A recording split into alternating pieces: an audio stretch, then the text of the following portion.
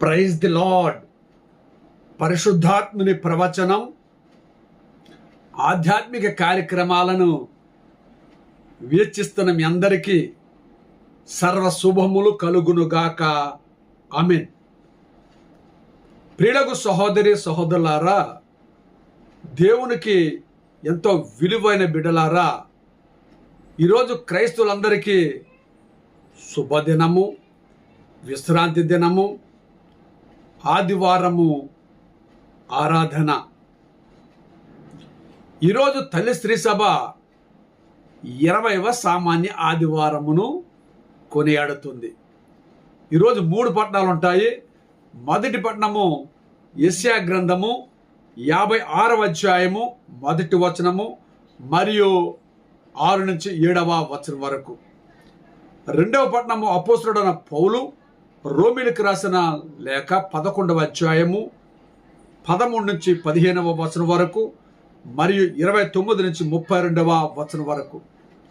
సువార్త పట్టణము మత్తయి సువార్త 15వ అధ్యాయము వచనములు 21 నుంచి 28వ వచనం వరకు. ముందుగా సువార్త పట్టణం చదువుకుని తదుపరి వాక్యాన్ని ధ్యానించుకుందాం. ఏలిన వారు మీతో నుందురుగాక, మీ ఆత్మతో నుందురుగాక. పునీత మత్తయి గారు రాసిన సువార్తలోని భాగము.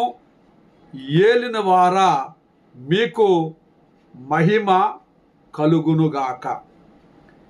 మత్తయి సువార్త 15వ అధ్యాయము వచనములు 21 నుంచి 28వ వచనం వరకు. యేసు అటు నుండి తూరు సీదోను పట్టణముల ప్రాంతమునకు వెళ్ళెను. ఆ ప్రాంతమున నివసించుచున్న కరణీయ స్త్రీ ఒకతే ఆయన వద్దకు వచ్చి, ప్రభు, దావీదు కుమారా, నాపై దయ చూపుము, దయ్యం పట్టి నా కుమార్తె మిక్కిలి బాధపడుచున్నది అని మొరపెట్టుకొనెను. ఆయన ఆమెతో ఒక్క మాట అయినను మాట్లాడలేదు. అప్పుడు ఆయన శిష్యులు సమీపించి, ఈమె మన వెంటబడి అరుచుచున్నది, ఈమెను పంపివేయుడు అనిరి. నేను ఇశ్రాయేలు వంశమున చెదిరిపోయిన గొర్రెల కొరకు మాత్రమే పంపబడితిని అని ఆయన సమాధానమిచ్చెను. ఆయనను ఆమె వచ్చి ఆయన పాదముల పడి, ప్రభు, నాకు సాయపడుము అని ప్రార్థించెను. బిడ్డల రొట్టెలను కుక్క పిల్లలకు వేయ తగదు అని ఆయన సమాధానమిచ్చెను. అందుకు ఆమె, అది నిజమే ప్రభు, కానీ తమ యజమాని భోజనపు బల్ల నుండి క్రింద పడిన రొట్టె మొక్కలను కుక్క పిల్లలు తినుడు కదా అని బదులు పలికెను. యేసు ఇది విని, అమ్మా, నీ విశ్వాసము గొప్పది, నీ కోరిక నెరవేరునుగాక అనెను. ఆ క్షణముననే ఆమె కుమార్తె స్వస్థత పొందెను. ఇది క్రీస్తు నాథుని యొక్క రక్షణ సువిశేషము.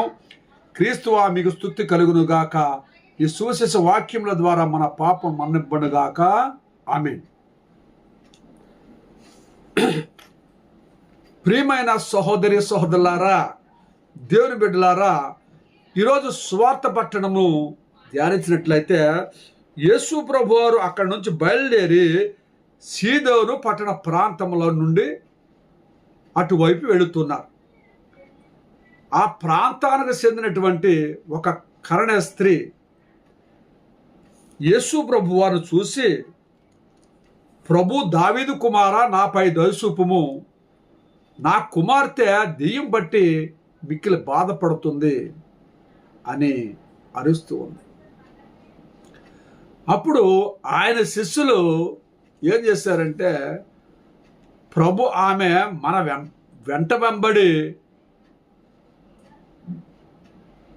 అరుస్తూ ఉంది, ఆమెను పంపివేయండి అని చెప్పినప్పుడు యేసు ప్రభు ఏమంటున్నాడంటే, నేను చెదిరిపోయిన ఇశ్రాయేలు గొర్రెల కొరకు నేను వచ్చాను అని చెబుతున్నాడండి. ప్రియమైన సహోదరి సహోదరులారా, అంటే ఇక్కడ యేసు ప్రభు దగ్గరికి కరణీయ స్త్రీ, ఆమె, దావీదు కుమారా, నాపై దయ చూపుము, నాకు సహాయం చేయము, నా కుమార్తె దెయ్యం పట్టి బాధపడుతున్నదని చెప్పినప్పుడు ఆయనకి జాలి కలగలేదంటారా? కలిగింది. ప్రేమ కలగలేదంటారా? కలిగింది. కరుణ కలగలేదంటారా? కలిగింది. అందుకని ఆయన ప్రేమమయుడు, దయామయుడు, కరుణామయుడు, ఆదరణకర్త, ఆశ్చర్యకరుడు, సమస్తమును సృష్టించినటువంటి దేవాది దేవునికి సమస్తము తెలుసు. ఆయన వింటూ ఉన్నాడు.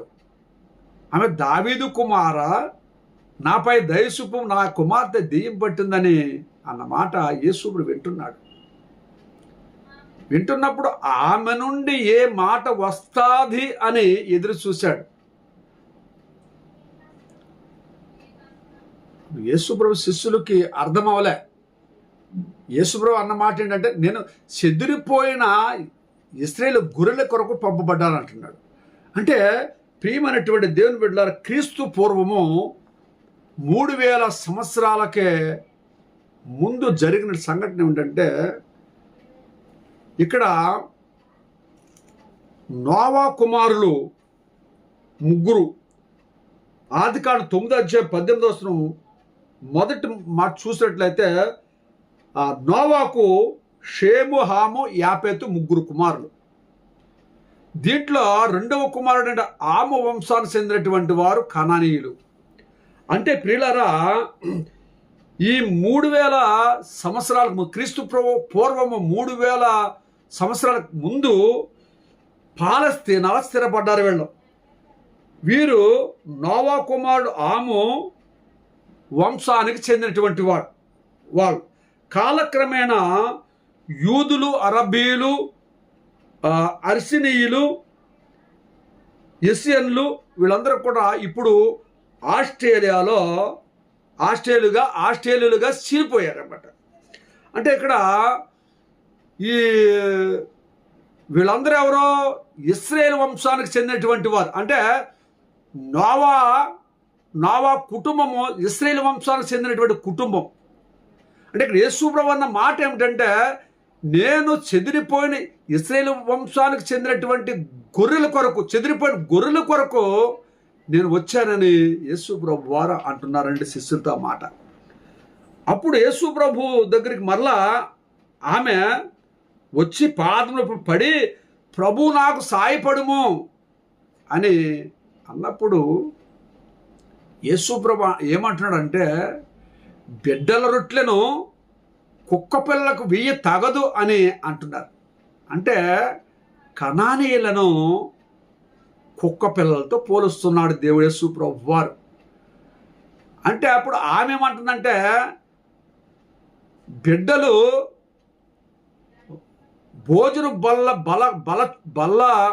బల్ల మీద కూర్చుని భోంచేస్తున్నప్పుడు కింద పడిన మొక్కలను కుక్క పిల్లలు తింటాయి కదా. అంటే యజమాని భోజనం బల్లను కింద పడిన రొట్టె ముక్కలను కుక్క పిల్లలు తింటాయి కదా. అంటే మేము కూడా కుక్క పిల్లలమే అన్నట్టుగా ఆమె యేసుప్రభు చెబుతుంది. అప్పుడు యేసుప్రభు అన్న మాట అంటే, యేసు ఇది విని, అమ్మా నీ విశ్వాసం గొప్పది, నీ కోరిక నెరవేరునుగాక అనేను. ఆ క్షణముననే ఆమె కుమార్తె స్వస్థత పొందుకుందండి. ప్రియమైనటువంటి దేవుని బిడ్డలారా, ప్రియమైన సహోదరులారా, ఇక్కడ మన పరిశుద్ధ గ్రంథంలో చూస్తున్నట్లు చాలా చోట్ల చూస్తున్నప్పుడు మత్తయి సువార్త 9వ అధ్యాయంలో కూడా అక్కడ 9వ అధ్యాయం 19-22 వరకు చూసినట్లయితే 12 సంవత్సరాలతో రక్తస్రావంతో బాధపడుతున్నటువంటి ఒక స్త్రీ, ఆమెకున్న యావదాస్తు కూడా ఆమెకున్నంత కూడా వెచ్చించింది ఆమె రక్తస్రావం తగ్గడానికి. ఆమె ఎంత అయితే ఉందో ఆస్తి అంతా వెచ్చించింది, ఖర్చు పెట్టింది. ఇంటి పక్క వాళ్ళు అవ్వచ్చు, తెలిసిన వాళ్ళు అవ్వచ్చు, ఆ డాక్టర్ దగ్గరికి వెళ్ళమ్మా, ఈ డాక్టర్ దగ్గరికి వెళ్ళమ్మా అని చెప్పినప్పుడు ఆమె వెళ్ళింది, వైద్యం చేయించుకుంది, నాటు వైద్యం కూడా చేయించుకుంది. అయితే ఆమెలో ఉన్నటువంటి రక్తస్రావం తగ్గిపోలే. తర్వాత యేసు ప్రభు గురించి వినదండి. యేసు ప్రభు ఒక ప్రవక్తనే కాకుండా దేవుడిగా గుర్తించింది. ఆమె యేసు ప్రభు వారు నీడ పడితే స్వస్థత కలుగుద్దని విశ్వసించింది. ఆయన మాట వింటే స్వస్థత కలుగుద్దని విశ్వసించింది, ఆయన చూస్తే స్వస్థత కలుగుద్దని విశ్వసించింది, ఆయన వస్త్రం ముట్టుకుంటే వస్త్రం కలుగుద్దని విశ్వసించింది. యేసు ప్రభు వారు జన సమూహంతో వెళుతున్న సందర్భంలో ఈమె ఆయన చూడడానికి కానీ ఆయనతో మాట్లాడడానికి కానీ వీలు పడలేదు.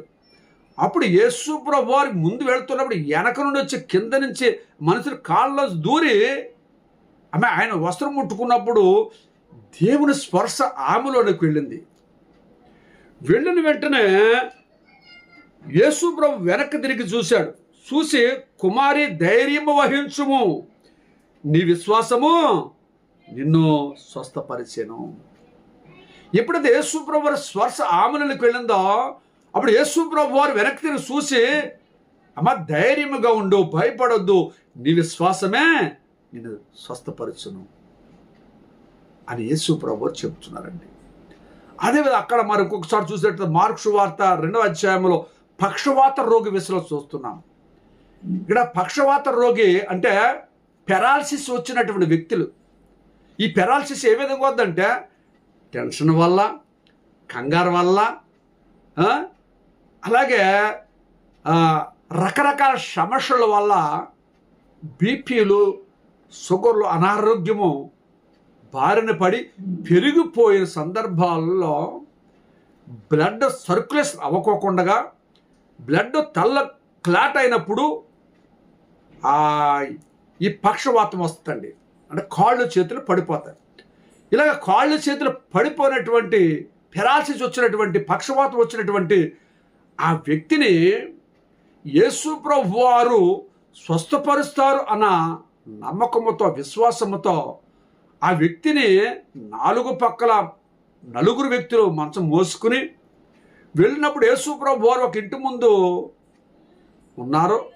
ఆయన మాట్లాడడానికి కిక్కిరిచిపోయినటువంటి జనాన్ని చూసి ఇంటిపైకి వెక్కి కప్పు తొలగించి, మంచాన్ని సరిపడా కప్పు తొలగించి 4 పక్కల తాళ్ళు కట్టి పక్షవాత రోగిని యేసుప్రభు ముందు దింపినప్పుడు యేసుప్రభు చూసి వాళ్ళని, మీ విశ్వాసము అతన్ని స్వస్థపరుస్తుంది అని చెప్పి, మనుష్య కుమారుడు పాపులు రక్షించడానికి వచ్చాడు, పాపులను రక్షించే అధికారము, పాపము క్షమించే అధికారము నాకు కలదు అని నీ పడకనెత్తుకుని వెళ్ళిపోమన్నప్పుడు యేసు ప్రభు నోటి నుంచి వచ్చే స్పర్శ ఆమె శరీరంలోకి వెళ్ళి కాళ్ళకి, మడాలకి, శరీరానికి ఆ శక్తిని ఇచ్చి వెంటనే పక్షవాతంలోకి లెగిసి తన పడకనెత్తుకుని వెళ్ళిపోయినట్టుగా చూస్తున్నాం. ప్రియమైనటువంటి దేవుని బిడ్డలారా, యేసు ప్రభు అనేక సందర్భాలు చూస్తున్నాము. మరి అదే విధముగా ఇక్కడ మత్తయి సువార్తలో కూడా 15 ఎక్కడంటే ప్రియమైన దేవుని బిడ్డలారా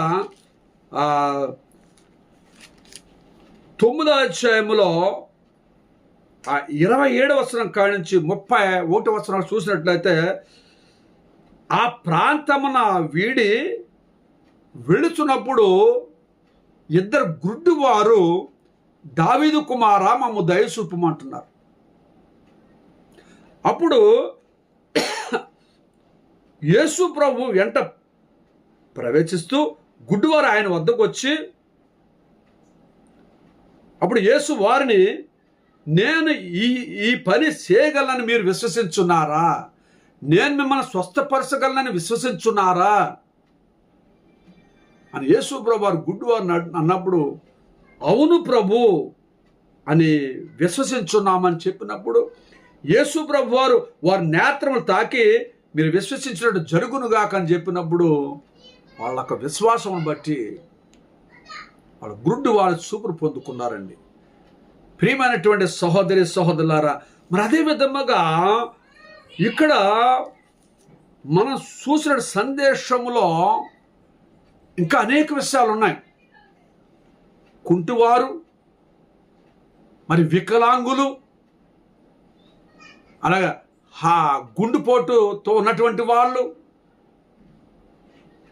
హార్ట్ సమస్యతో ఉన్నటువంటి వాళ్ళు, స్టంట్ ఎంచుకున్నటువంటి వాళ్ళు, కిడ్నీలో రాళ్ళు కరగక బాధపడుతున్నటువంటి వాళ్ళు, కిడ్నీలు స్టంట్ వేయించుకున్నటువంటి వాళ్ళు, అలాగనే 2 కిడ్నీలు చెడిపోయి డయాలసిస్ చేయించుకుంటున్న వారు, అదే మెడ నొప్పి, కాళ్ళు చేతులు నొప్పులు, కాళ్ళు చేతులు మంటలు, అరికాళ్ళు మంటలు, అలాగే నడువు నొప్పి, బోధకాళ్ళు, అలాగే శారీరక సమస్యలు, బొల్లు మచ్చలు, తెల్ల మచ్చలు, తామర, గజ్జి, దురదలు, ఇట్లాంటి వారు, సంతానం లేనటువంటి వారు, సంతానం కలిగిన వారు, అనేక మంది యేసు ప్రభు దగ్గరకు వచ్చినప్పుడు, యేసు ప్రభు నిజమైన దేవుడని విశ్వసించినప్పుడు వాళ్ళందరూ కూడా బాగుపడ్డారండి. నీవు నేను కూడా ఈరోజు అన్యులుగా ఉండి మనము దేవుని విశ్వసిస్తున్నామంటే ఇది చాలా గొప్పతనమేనండి. అయితే ప్రియమైన దేవుని బిడ్డలారా, ఈరోజు మొదటి పట్టణం మనం చూసినట్లయితే, మొదటి పట్టణము యెషయా గ్రంథము 56వ అధ్యాయం చూసినట్లయితే ప్రభు ఏమంటున్నాడంటే, మీరు నీతి న్యాయములను పాటించినట్లయితే సత్వరమే మిమ్మల్ని రక్షిస్తాను. నీతి న్యాయములు అంటే నా ఆజ్ఞలు పాటిస్తే, నా చట్టములు పాటిస్తే మిమ్మల్ని శీఘ్రముగా రక్షిస్తానంటున్నాడు.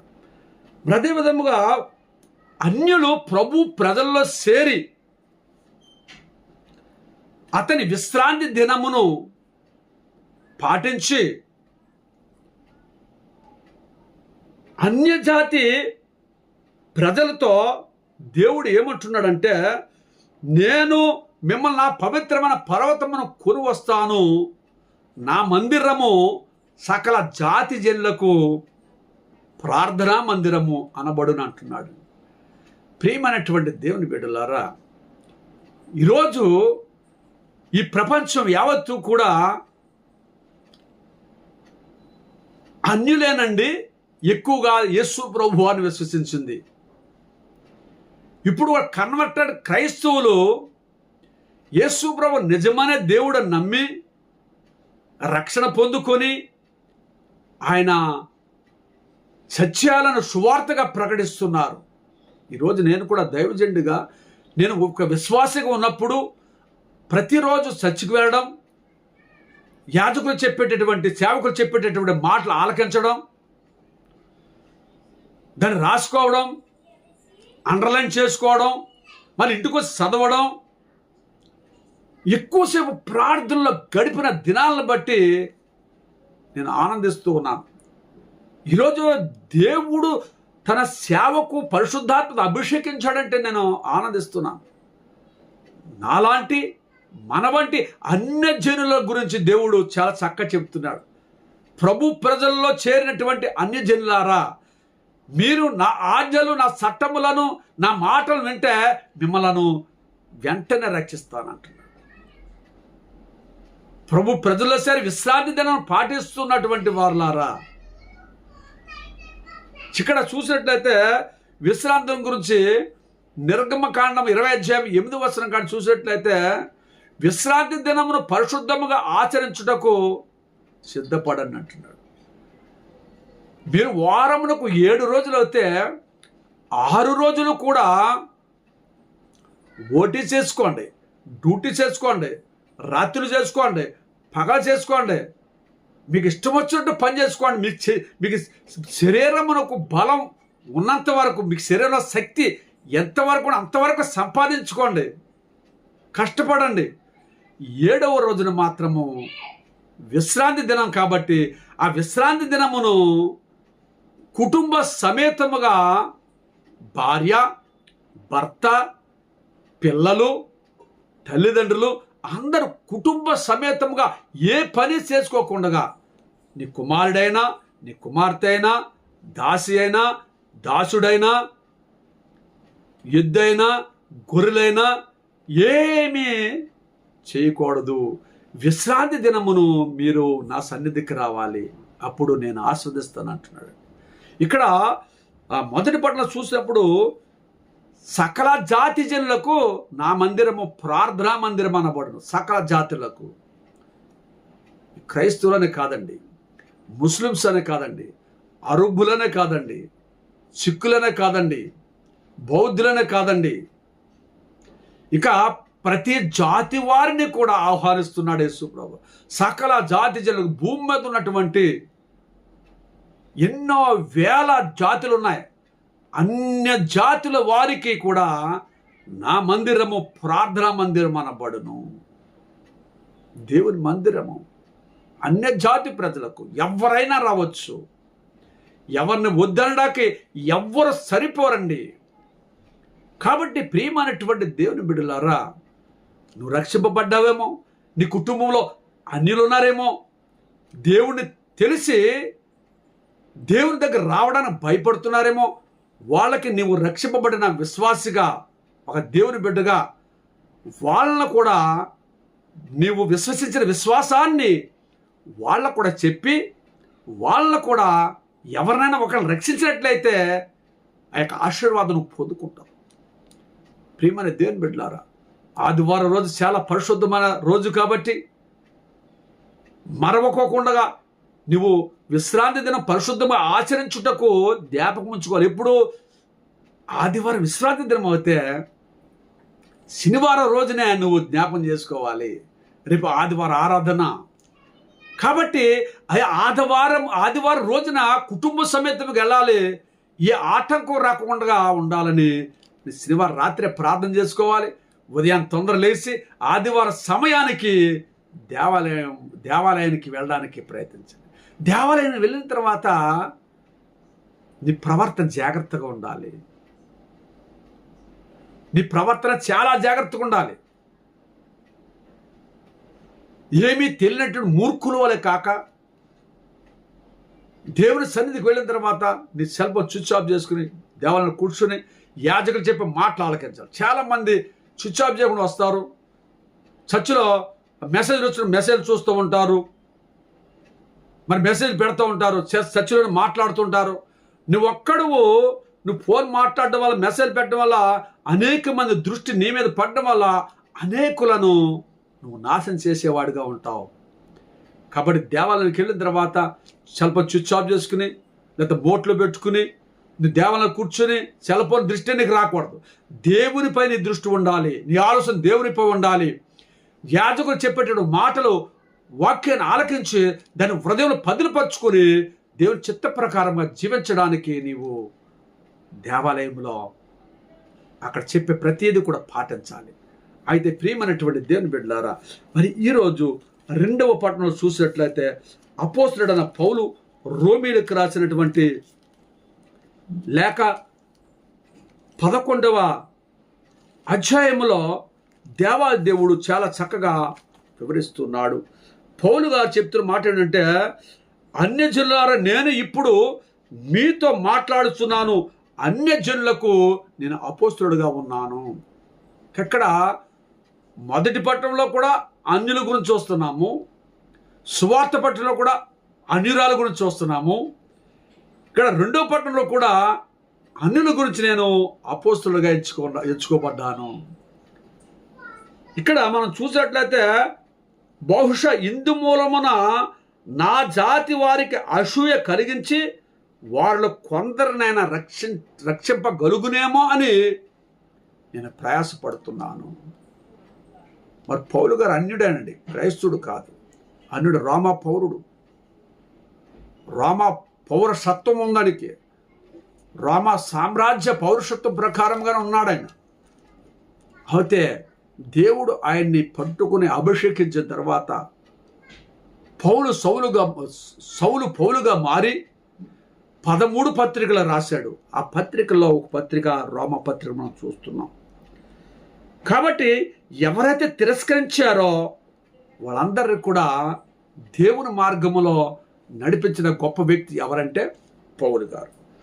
అయితే ప్రియమైనటువంటి దేవుని బిడ్డలారా, ఇక్కడ అన్యులారా, గతమున మీరు దేవునికి విధేయులు కాకుంటిరి, కానీ యూదులు అవిధేయులు అగుటచే ఇప్పుడు మీరు దేవుని కనికరణ పొందుకున్నారు. మరి ఆ గతమున అన్యులుగా ఉన్నటువంటి మీరు యూదుల అవిధేయత వలన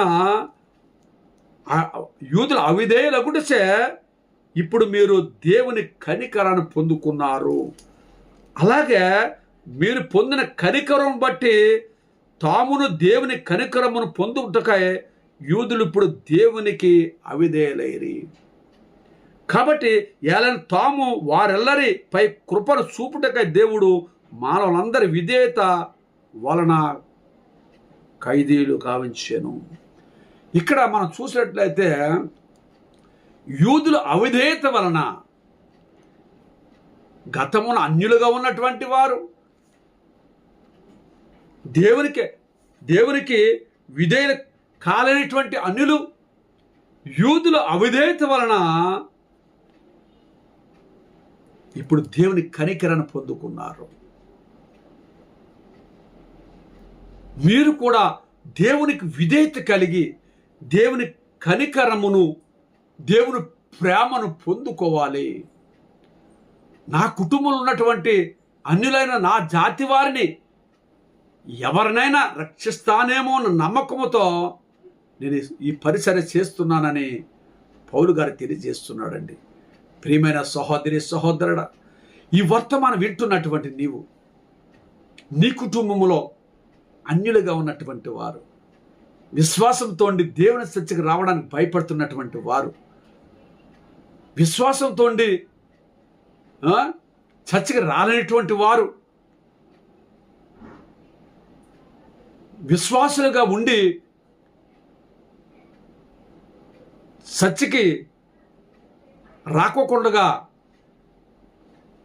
పనిపాటుకు వెళ్ళినటువంటి వారు, మీరందరూ కూడా ఈ వర్తమానాన్ని విని ఈ వర్తమానంలో సత్యాన్ని తెలుసుకొని విశ్రాంతి దినము రోజున నీవు వ్యాపారము కానీ లేదా పనికి కానీ అలాగే వేరే వేరే ప్రయాణాలకు కానీ పెండ్లకు కానీ ఫంక్షన్లు కానీ సినిమాలకి షికారులకు కానీ వెళ్ళవద్దు. వెళ్ళకోకుండా దేవునికి విధేయత కలిగి నీవు జీవిస్తే దేవుడిని కనికరించి నీ యొక్క విశ్వాసం బట్టి నీకు ఏది అవసరమో ఏది కావాలో సమస్తాన్ని సమకూర్చి 30దంతలుగా 60దంతలుగా 100ంతలుగా దేవుడు నిన్ను దీవించి ఆస్వాదించునుగాక. ఆమేన్.